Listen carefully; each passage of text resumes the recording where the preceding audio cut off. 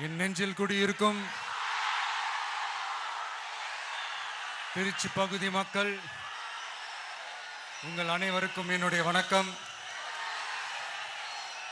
எல்லாரும் எப்படி இருக்கிறீங்க? காலையில் எல்லாரும் சாப்பிட்டீங்களா? ரொம்ப நேரமா வெயிட் பண்றீங்க போல. இந்த சீக்கிரம் முடிச்சிடுறேன். கேஸ் பிரச்சனையெல்லாம் எப்படி இருக்கு? சரியாயிடுச்சா? சால்வ் ஆயிடுச்சா? கேஸ்லாம் புக் பண்ணீங்கன்னா புக் ஆகுதா?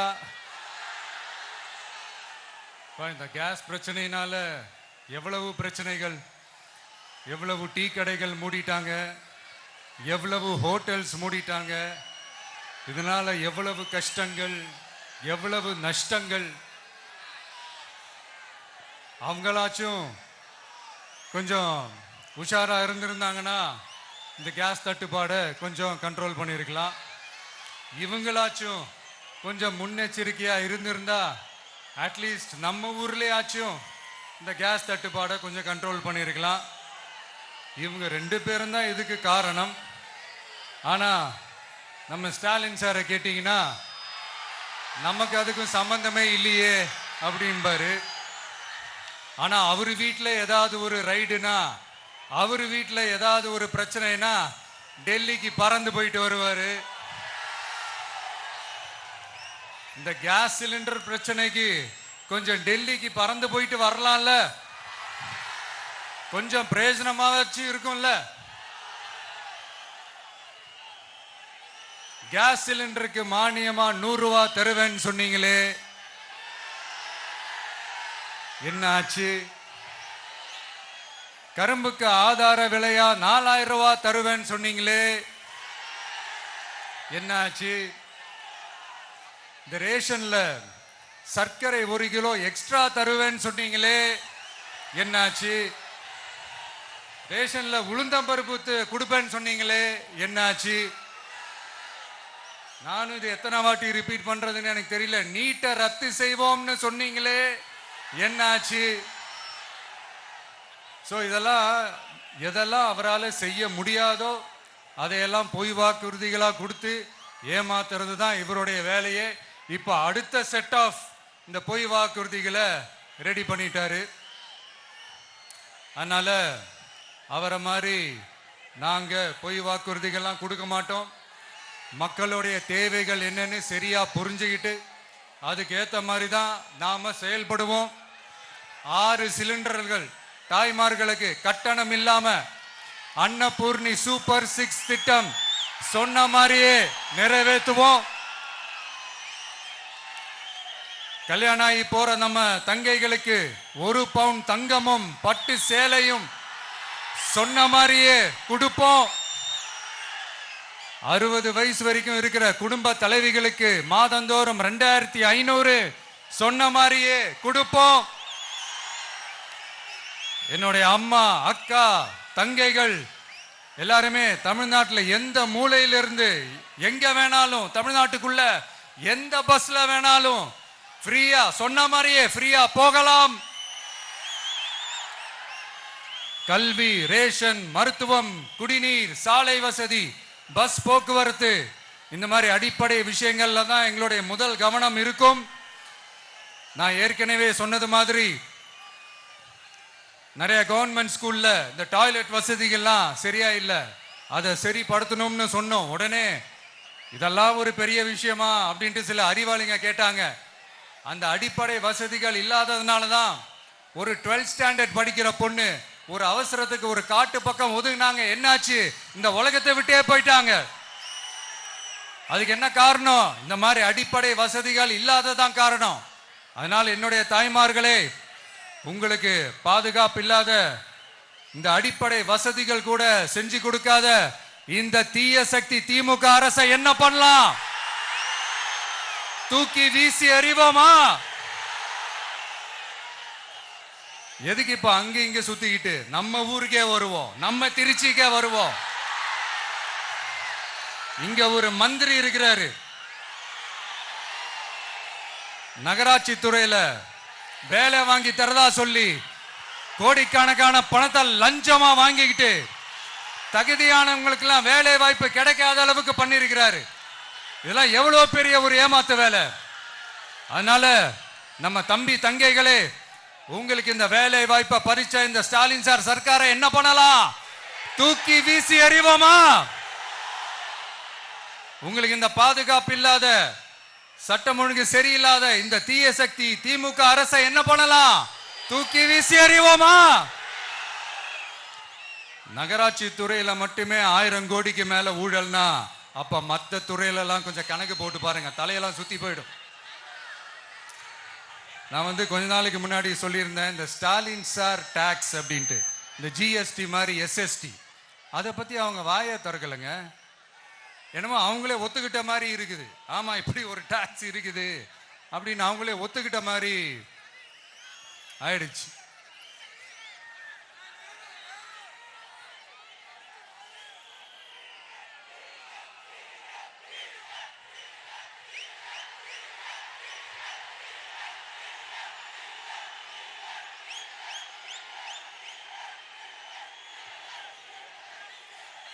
இந்த கல்லூரி பேராசிரியர்கள், கல்லூரி உதவி பேராசிரியர்களுக்கு அந்த போஸ்டிங்க்கு 2000 பேருக்கு மேல அந்த வேலை கொடுப்போம்னு சொன்னாங்க. கடைசியில் எத்தனை பேருக்கு கொடுத்தாங்க தெரியுமா? வெறும் 5 பேருக்கு. 2000 எங்க, இந்த 5 எங்க? அதனால இதெல்லாம் வெறும் அறிவிப்புகள் மட்டும்தான். இந்த மாதிரி லட்சக்கணக்கான காலி பணியிடங்களை நிரப்புவோம்னு சொன்னாங்க. அதுவும் என்ன ஆச்சுன்னு தெரியல. இதெல்லாம் வெறும் அறிவிப்புகள் மட்டும்தான். இதனால ஒரு யூஸுமே கிடையாது. யூஸ்லெஸ் கவர்மெண்ட் இது. அது மாதிரி 100% ஒரு நியாயமான ஒரு ஆட்சியை நாம கொடுப்போம்ங்க. 100% நீங்க இந்த விஜய நம்பலாமுங்க. நீங்க நம்புறீங்கன்னு எனக்கு தெரியும். அதனாலதான் என்னுடைய சொந்த பந்தங்களாகிய உங்ககிட்ட எனக்கு அந்த உரிமை இருக்கு. எனக்கு ஒரு வாய்ப்பு கொடுங்க, எனக்கு ஒரு சான்ஸ் கொடுங்கன்னு உங்ககிட்ட கேட்காம வேற யாருக்கிட்ட நான் கேட்பேன்? அதனால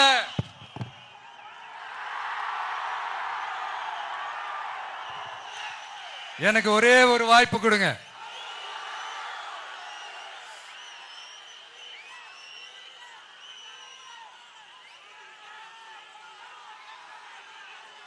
இருந்தாலும் ரொம்ப முக்கியமா ஒன்ன நீங்க ஆழமா மனசுல வச்சுக்கணும்.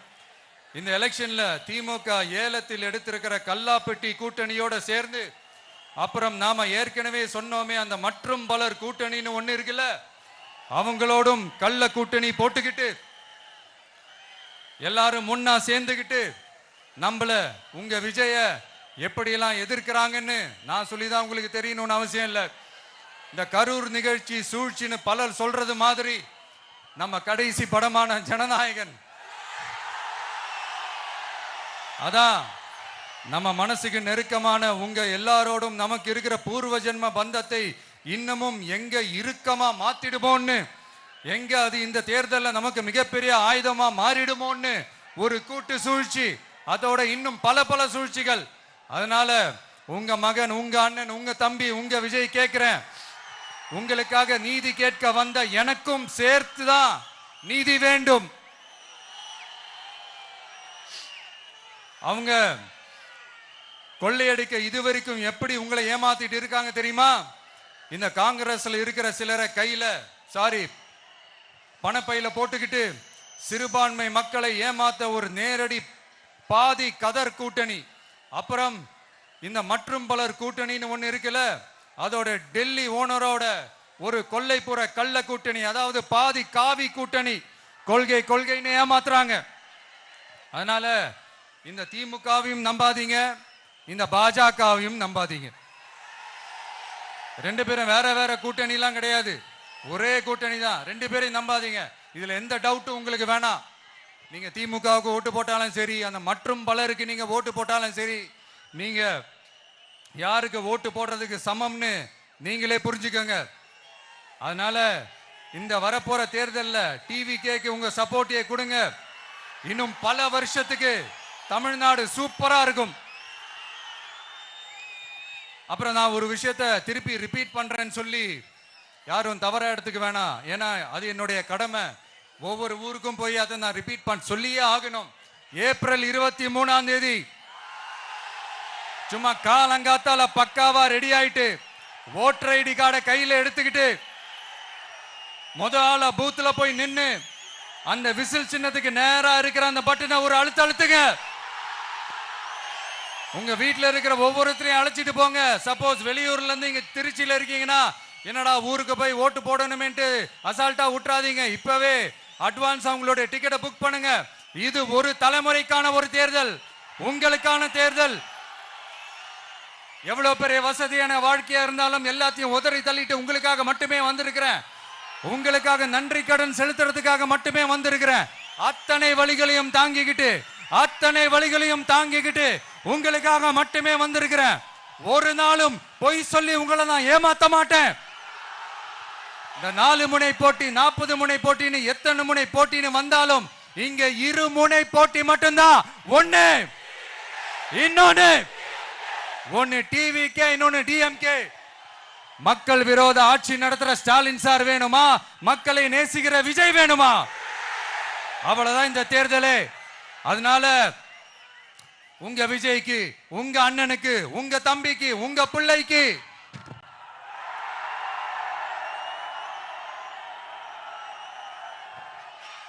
ஒரே ஒரு வாய்ப்பு கொடுங்க. தயவு செஞ்சு விசில் சின்னத்துக்கு ஓட்டு போடுங்க. இது ஒரு விசில் புரட்சி தேர்தலா இருக்கணும். இங்க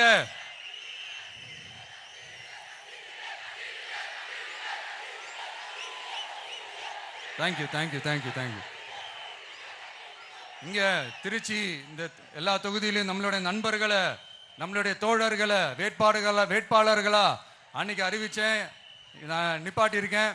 அவங்க வேற நான் வேறன்னு தயவு செஞ்சு பிரிச்சு பாத்துறாதீங்க.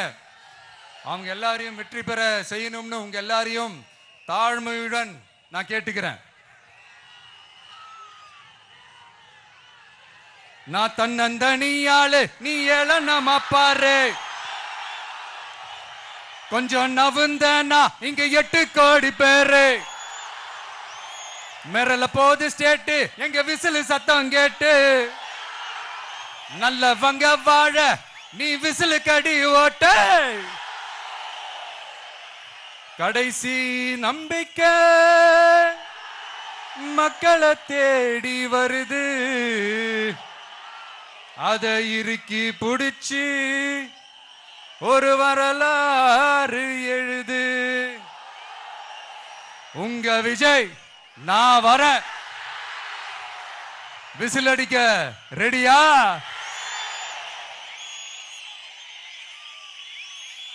கான்பிடண்டா இருங்க. நல்லதே நடக்கும். வெற்றி நிச்சயம். மீண்டும் சந்திக்கும் வரை நன்றி, வணக்கம்.